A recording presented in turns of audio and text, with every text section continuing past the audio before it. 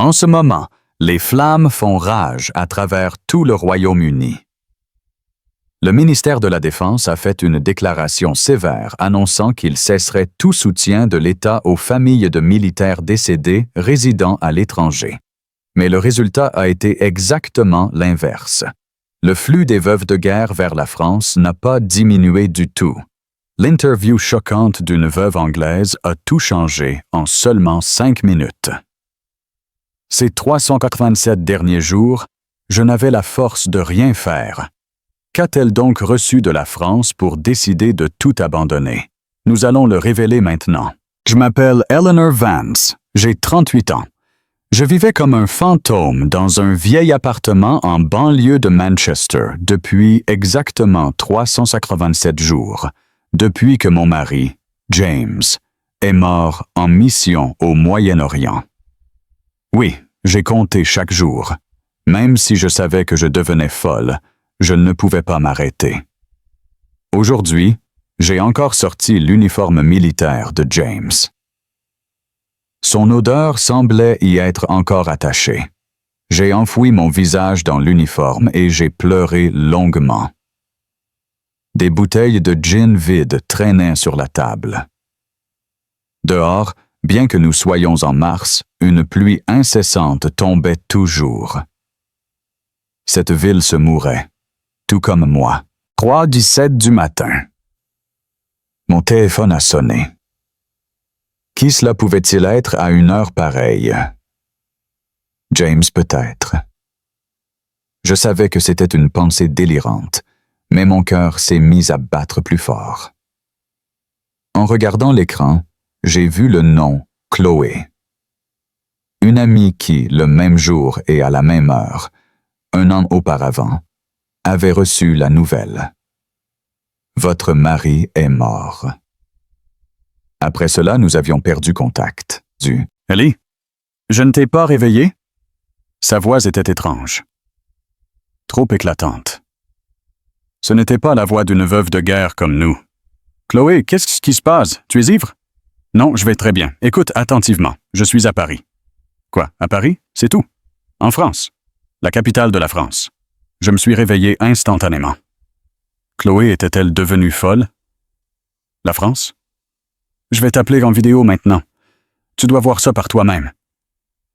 Mes mains tremblaient lorsque j'ai appuyé sur le bouton pour répondre. Dès que l'image est apparue, j'ai failli crier. Chloé, c'est vraiment toi? Elle était devenue une personne complètement différente. Non, c'était comme si elle avait rajeuni de 10 ans. Son visage pâle et cadavérique avait disparu quelque part. Un teint rose jouait sur ses joues, ses cheveux brillaient, mais le plus important, c'était ses yeux. Ses yeux qui ressemblaient à ceux d'un poisson mort, brillaient maintenant comme des étoiles. Ellie, assieds-toi et écoute. Je me suis remarié. Quoi? Avec un Français. Il s'appelle Julien. Tiens, il va venir tout de suite. Un homme est apparu à l'écran. Il portait une chemise soignée, avec un sourire bienveillant. Mais le plus frappant était le regard qu'il posait sur Chloé. « Chérie, c'est ton ami? Dis-lui bonjour. » Quand avais-je entendu une telle affection pour la dernière fois? « Bonjour, je suis le mari de Chloé. » a-t-il salué poliment en entourant doucement les épaules de Chloé. Il l'a embrassée légèrement sur le front et a chuchoté « Je vais t'apporter quelque chose à boire. Qu'est-ce que tu veux? Un vin chaud, s'il te plaît. Merci. » Pourquoi cette conversation banale était-elle si choquante? Ah oui, parce que dans notre vie quotidienne, cela n'existait pas. C'est dingue, Chloé. Tu as vraiment perdu la tête. Alexander est mort il y a seulement 1 an. Le visage de Chloé est devenu sérieux. Ellie, j'aimais aussi Alexander. Et je ne l'ai pas oublié aujourd'hui. Elle a rapproché son visage de la caméra. Mais ces 6 derniers mois, je n'ai pas pris un seul cachet. Ni somnifère, ni antidépresseur. Chaque matin, je me réveille avec l'impatience de commencer la journée. Tu sais quel miracle c'est? Je ne pouvais pas prononcer un mot, me souvenant de mon tiroir rempli de flacons de médicaments. Comment ça? Comment est-ce possible? Les hommes français ne sont pas comme on le pense. Ils sont complètement différents. Julien me dit chaque matin qu'il m'aime. Quand il rentre du travail, il dit que je lui ai manqué. Nous faisons la vaisselle ensemble. Nous cuisinons. Et le plus important, les larmes sont montées aux yeux de Chloé.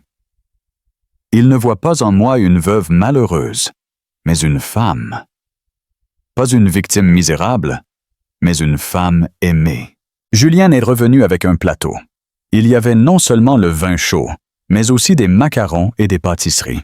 « Tu dois être fatigué.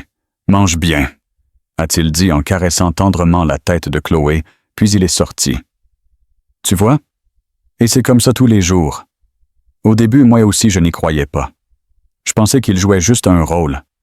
Mais 6 mois ont passé, et il n'a pas changé du tout. Il est seulement devenu encore plus tendre. Mais c'est trop rapide. Nos maris viennent de mourir. « Ellie, » a dit Chloé fermement, « James et Alexander sont morts. Que veulent-ils de nous? Que nous pleurions toute notre vie sur leur tombe, ou que nous soyons à nouveau heureuses? » Je ne pouvais pas répondre. « Et toi? Comment vis-tu? Combien d'heures par jour pleures-tu? Combien de comprimés prends-tu? Quand as-tu ri pour la dernière fois? » Chaque question blessait comme un couteau. « Ellie, viens en France. Regarde par toi-même. Ici, la vie est douce. La mort n'est pas la norme. Les gens font des projets d'avenir, aiment et rient. Mais comment je vais faire? Je vais t'aider. Réserve un billet et viens. Tu peux rester juste 2 semaines et ensuite rentrer. S'il te plaît, Ellie. Toi aussi, tu peux vivre comme ça. » Chloé à l'écran paraissait incroyablement belle. C'était le visage d'une personne vivante. Je vais y réfléchir. Il ne faut pas réfléchir. Décide maintenant. Demain, après-demain, tu vivras exactement comme avant. Et ça jusqu'à quand? Jusqu'à la mort? Ces mots m'ont mise en colère. C'est ma vie. Je l'ai choisie moi-même. Ne mens pas. Tu n'as pas choisi. Tu existes simplement parce que tu as peur de mourir, n'est-ce pas? Les larmes ont jailli de mes yeux. Oui, je ne vivais pas vraiment. Pardonne-moi, je suis peut-être trop dur. Mais Ellie, je ne peux plus voir comment tu vis. Nous n'avons que 38 ans. Nous avons encore 40 ans à vivre. En raccrochant, j'ai pleuré longtemps. Ensuite, je me suis regardé dans le miroir. Un visage émacié comme un squelette. Un corps desséché comme un épouvantail. Est-ce que cela un humain? J'ai pris la photo de James. Est-ce que je peux vraiment continuer à vivre ainsi? Il n'y avait bien sûr pas de réponse. Mais je me suis souvenu du dernier message de Chloé. Aéroport Charles de Gaulle, 29 mars, 14h. Je viendrai te chercher. S'il te plaît, Ellie, tu peux recommencer à vivre. 4h05 du matin.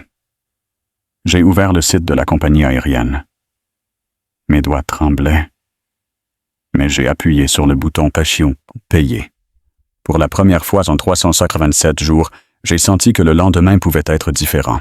Après la réservation du billet, tous les souvenirs ont afflué, depuis ce jour précis où tout a commencé.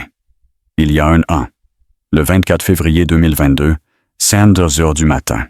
J'ai sursauté au son des nouvelles urgentes à la télévision. Le premier ministre annonçait le déploiement de troupes au Moyen-Orient. James ne dormait déjà plus. Il enfilait son uniforme militaire et rassemblait ses affaires. Mon mari, réserviste, avait été appelé quelques jours plus tôt. La guerre a vraiment commencé? Non, c'est juste un redéploiement prévu. Tout sera bientôt fini. Ne t'inquiète pas. Mais il y avait de l'inquiétude dans ses yeux. Je voyais ses mains trembler légèrement. Et quand reviendras-tu? Dans 1 semaine. Au maximum 2. C'est ce qu'ils ont dit. Ils ont dit que tout serait fini en quelques jours. James m'a serré fort dans ses bras. Il m'a étreinte plus longtemps et plus fort que d'habitude.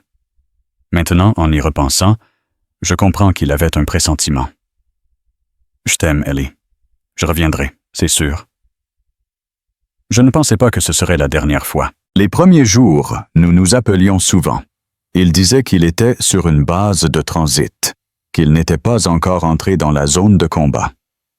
Mais à partir du 28 février, la liaison a commencé à se perdre. Le 1er mars fut notre dernière conversation. Ellie, c'est moi. Sa voix était fatiguée. Autour, on entendait un fracas ressemblant à des tirs.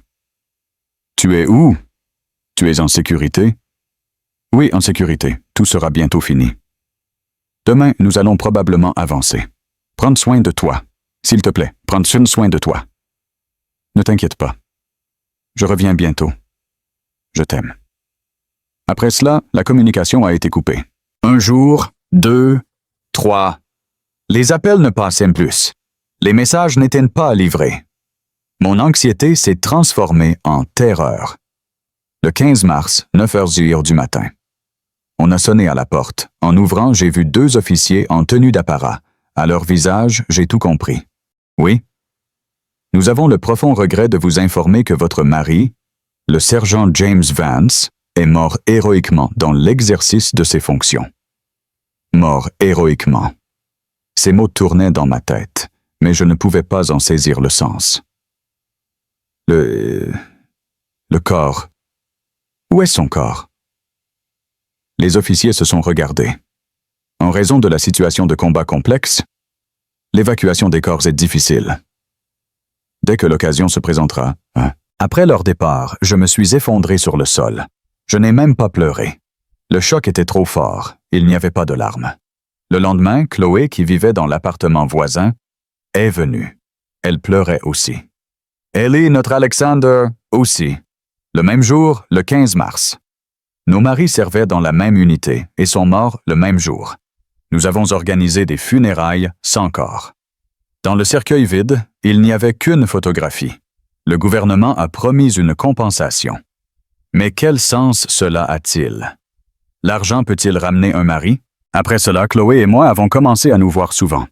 Être avec une personne qui partageait la même douleur réconfortait un peu. Nous allions même ensemble à des réunions secrètes de familles de soldats tombés au combat. Un pays où l'on ne peut pas dire non à la guerre. Un pays où l'on ne peut pas demander pourquoi nos maris devaient mater mourir.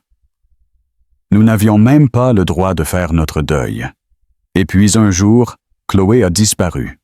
Le téléphone ne répondait pas. Elle n'était pas chez elle. Quand j'ai demandé aux voisins, ils ont dit qu'ils l'avaient vue partir avec une grosse valise.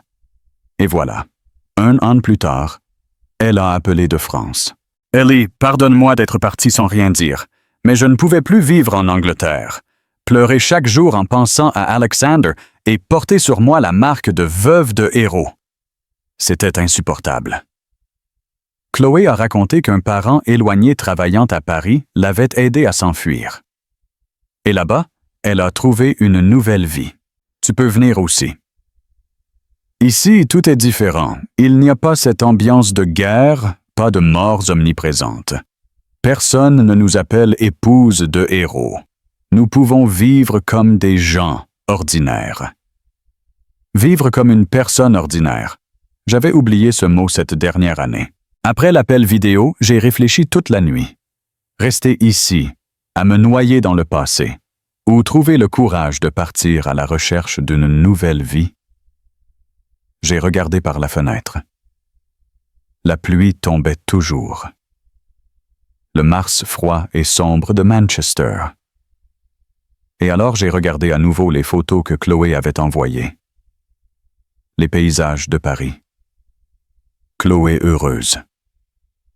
Se promenant avec Julien dans une rue brillamment éclairée. J'ai décidé.